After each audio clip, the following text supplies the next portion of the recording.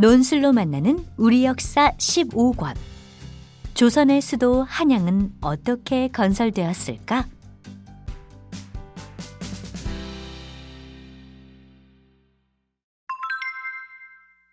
한양을 어떤 모습으로 만들면 좋을까?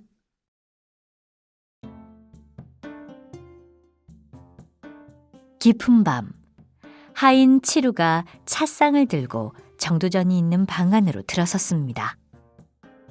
날이 어제도 새벽까지 불이 켜져 있던데 이러다 몸이 상하시겠습니다. 전하께서 새 수도의 설계를 내게 맡기셨단다. 처음엔 자랑스럽기만 했는데 지금은 잘 해낼 수 있을지 걱정이 앞서는구나. 주변 사람들도 걱정을 많이 하고 있지. 날이답지 않게 약한 말씀을 하십니다. 치루가 찻상을 책상 옆에 내려놓으며 말했습니다. 책상 옆에는 찢어지고 구겨진 종이 뭉치들이 산더미처럼 쌓여 있었습니다. 치루가 구겨진 종이 뭉치들을 흘끔 쳐다보자 정도전이 말했습니다. 한양의 설계도란다. 이런저런 생각이 많아 완성하기가 쉽지 않구나. 나리께서 꿈꾸시는 한양은 어떤 모습인지요? 나는 자연이 가지고 있는 모습을 그대로 살려서 도성을 건설하고 싶구나. 그래서 산을 허물거나 강을 메우는 일은 하지 않을 생각이다. 좋은 생각이십니다. 치루가 감탄하며 말했습니다. 그래서 도성의 구조가 조금 복잡하단다. 건물이나 도로를 어떻게 배치하면 좋을지 고민 중이야. 아, 그래. 백성의 입장에서 네가 한번 봐주겠느냐? 제가요? 어떠냐? 보다시피 궁궐은 백악산 아래 지을 것이다. 백악산이 병풍 역할을 하여 궁궐을 아늑하게 지켜줄 것 같지? 정도전이 백악산 아래 벌판을 가리키며 말했습니다. 그런데 나으리, 궁궐 동쪽의 종묘라는 곳은 어떤 장소입니까? 조선은 유교를 바탕으로 세운 나라란다. 유교에서 가장 중요하게 생각하는 것이 무엇인지 아느냐? 바로 조상님을 잘 모시는 것이지. 이곳 종묘에서는 임금님의 조상님께 나라를 잘 보살펴 주십사 하고 제사를 지낼 거란다. 아, 그렇군요. 정도전의 친절한 설명에 치루가 고개를 끄덕거렸습니다. 한참을 신나게 설명하던 정도전은 목이 타는지 차를 한 모금 들이키고는 말을 이어갔습니다. 차는 이미 차갑게 식어 있었습니다. 여길 보거라.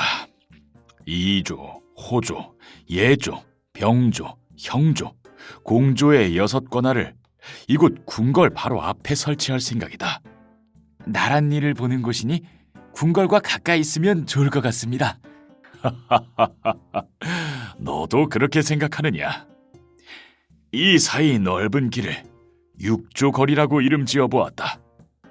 여기 육조거리를 설계해 놓은 것도 있는데 어디 한번 보겠느냐?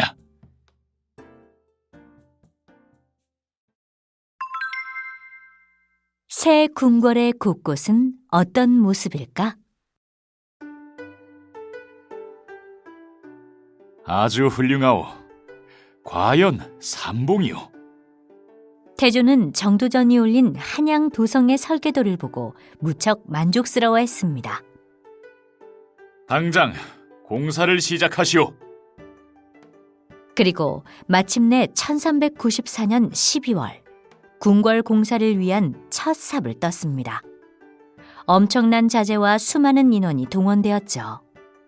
정도전은 직접 공사 현장으로 나아가 궁궐 공사가 잘 진행될 수 있도록 진두지휘하였습니다. 다음해 9월, 드디어 조선의 첫 궁궐이 완성되었습니다. 공사에 걸린 기간은 10개월 정도였습니다. 궁궐 완공을 기념하는 연회가 열리던 날, 태조를 비롯한 조선의 모든 관리들이 한자리에 모여 술과 음식을 즐겼습니다. 태조는 정도전에게 술을 따라주며 그의 공을 칭찬했습니다. 경이 없었으면 궁궐이 이렇게 빨리 완성될 수 없었을 것이오. 정도전은 정중히 고개를 숙였습니다. 아, 그런데 궁궐의 이름을 무엇이라고 하면 좋겠소? 태조의 갑작스러운 질문에 정도전은 조금도 막힘없이 대답하였습니다. 시경 주화편에 군자만년 계의경복에서 두 글자를 따와 경복궁으로 하면 어떠하겠습니까? 이는 군자가 덕으로 나라를 다스리면 만년 동안 큰 복을 누릴 것이라는 뜻으로 태평성대를 바라는 마음에서 생각해본 이름이옵니다. 정도전의 제안에 태조가 고개를 끄덕거렸습니다. 좋소. 경복궁이란 말만 들어도 앞으로는 평화롭고 영광스러운 일만 있을 것 같소. 그러자 정도전은 환한 미소를 지으며 말했습니다. 전하, 궁궐 안을 한번 둘러보시겠사옵니까? 경복궁의 정문인 광화문을 지나자 홍례문이 나타났습니다. 계단을 올라 홍례문을 지나니 정면에 또다시 근정문이 서 있습니다. 전하, 저 문을 통과하면 이 궁궐의 가장 중심이 되는 근정전이 옵니다. 근정문을 통과하자 태조를 비롯한 신하들이 모두 감탄했습니다. 오, 참으로 놀랍소. 눈앞에는 평평한 돌을 깔아놓은 넓은 마당이 있고 그 앞으로 앞면 5칸, 옆면 5칸 크기의 2층 건물이 위풍당당하게 서 있었기 때문입니다. 하늘 위로 날아오를 듯한 팔작 지붕이 웅장함을 뽐내고 그 위로는 장식 기와를 올려 화려함을 더했습니다. 전하, 이곳은 조회나 국가의식을 거행하고 외국의 사신들을 맞이하는 정전이므로 더욱 신경을 써보았나이다. 그런데 이곳의 이름은 어찌하여 근정전이라 지었소? 이곳은 궁궐의 중심으로 어느 곳보다 부지런히 움직여야 할 곳입니다. 따라서 부지런함으로 천하를 다스리라는 뜻으로 근정전이라는 이름을 붙여보았사옵니다. 이어서 태조는 근정전 뒤 층계를 내려서서 사정문 안으로 들어섰습니다. 이곳은 전하께서 평상시에 지내시며 조정의 대신들을 불러 회의를 나누실 편전이옵니다.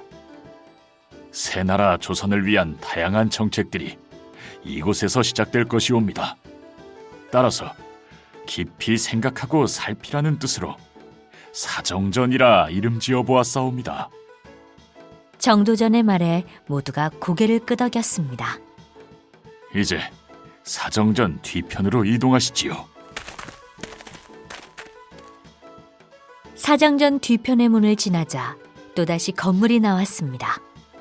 오, 이곳은 참으로 아늑한 느낌이 드는구려. 그렇사옵니다. 이곳은 전하께서 쉬시거나 주무실 수 있는 침전이옵니다. 서경 홍범편에 임금이 누리는 오복이 나오는데 그중 3번째 강령에서 이름을 따와 강령전이라 이름을 지어보았사옵니다. 비가 오거나 추운 날에도 편안하게 쉬시도록 온돌방으로 꾸몄사옵니다. 하오나 지나치게 편안함만을 찾으면 게을러지고 그러면 오복이 달아나 버리니 전하께서는 혼자 계실 때에도 마음을 바르게 하시고 덕을 닦으시옵소서. 그러면 전하께 오복이 깃들 것이옵니다. 네, 그리하리다. 근정전, 사정전, 강령전을 모두 둘러본 태조는 무척 만족스러운 표정을 지었습니다. 짐이 사용할 건물을 일렬로 배치하였구려. 많이 움직일 필요도 없으니 나랏일을 보기가 한결 편하겠소. 태조의 칭찬에 정도전의 마음도 흐뭇해졌습니다. 무엇보다 현판에 새긴 글귀 하나하나가 짐이 가슴에 새겨두어야 할 가르침이구려. 그럼 이제 왕후마마의 침전으로 가보시겠사옵니까? 강령전 뒤편 양의문으로 들어서자 앞면 9칸, 옆면 7칸 규모의 건물이 나타났습니다. 이곳은 왕후마마가 지내실 곳으로 그 어느 곳보다 아름답게 꾸미려고 노력하였사옵니다. 교태전이라. 왕후가 주병과 두루두루 잘 사귀며 화목하게 지내야 왕실이 태평하다는 뜻이겠군. 태조는 현판 위에 새겨진 교태전의 의미를 새기며 고개를 끄덕였습니다.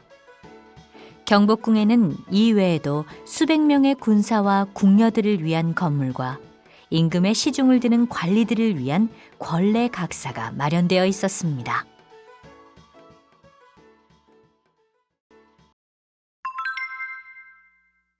종묘 제례는 어떻게 치러졌을까?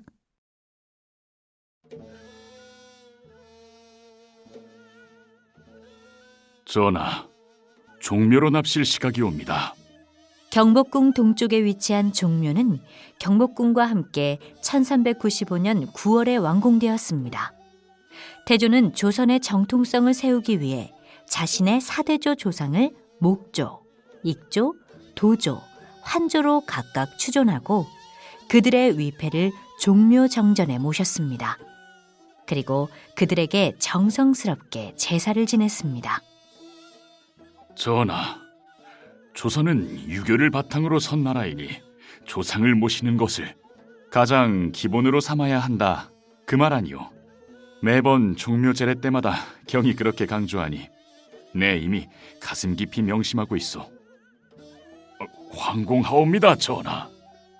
어느덧 태조는 종묘에 도착하였습니다. 어둠이 깔린 종묘 안으로 들어가자 제례를 진행하는 짐례가 다가와 아뢰었습니다.